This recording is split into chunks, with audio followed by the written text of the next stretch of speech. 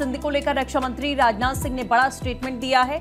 सिंध में हिंदू अल्पसंख्यकों को खतरा था, ये राजनाथ सिंह ने कहा। हो सकता है कल फिर सिंध हमारे पास हो, बदल सकता है बॉर्डर। ये तमाम अहम बात सिंध को लेकर रक्षा मंत्री की ओर से कही गई हैं। और इसी के साथ आपको जानकारी दे दें कि कई अहम और बातें, सभ्यतागत रूप से सिंध भारत का हिस्सा है, इस बात का भी रक्षा मंत्री ने यहाँ जिक्र किया है। तो सिंध को लेकर राजनाथ सिंह ने बड़ा स्टेटमेंट दिया है कि हिंदू अल्पसंख्यकों को सिंध में खतरा था और हो सकता है कल फिर से सिंध हमारे पास हो।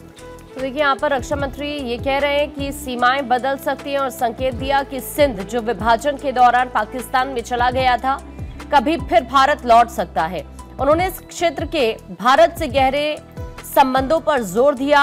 हाल ही में एक कार्यक्रम में उन्होंने इस बात का जिक्र किया कि आज सिंध की भूमि भले ही भारत का हिस्सा ना हो, लेकिन सभ्यता के स्तर पर सिंध हमेशा भारत का हिस्सा रहेगा। और जहां तक भूमि का सवाल है, सीमाएं बदल सकती हैं, कौन जानता, कल सिंध फिर से भारत लौटा।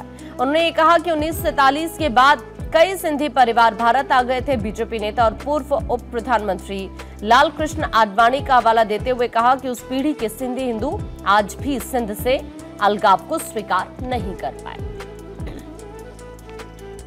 आत्मा बोलती है, सिंधी का रक्षण और विकास हमारे देश के सांस्कृतिक विकास का ही एक अंग है। मैं हिंदी भाषी हूं, लेकिन सिंधी मेरी मौसी है और मैं सिंधी का उतना ही आदर करता हूं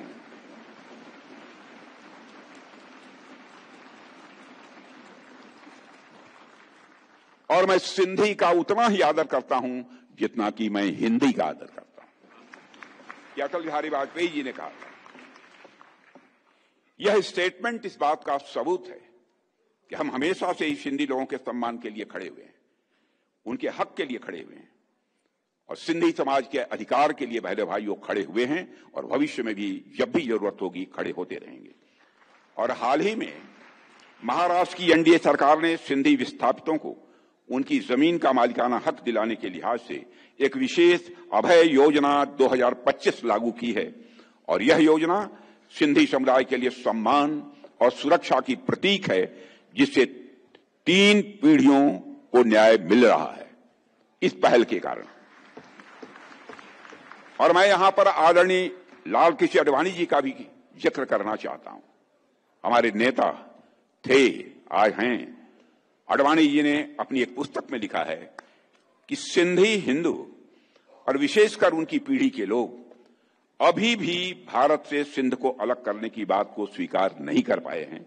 न केवल सिंध में बल्कि पूरे भारत में हिंदू सिंधु नदी को पवित्र मानते थे। सिंध के कई मुसलमान भी मानते थे कि सिंधु का जल मक्का के आबे जमजम से कम पवित्र नहीं है। यह मैं उनका कोट बतला रहा हूं, यह आडवाणी जी का कोट है। आज सिंध की भूमि, मेरे बहनों भाइयों, यह भारत का हिस्सा भले ही न हो, लेकिन सभ्यतागत रूप से सिंध हमेशा भारत का हिस्सा रहेगा।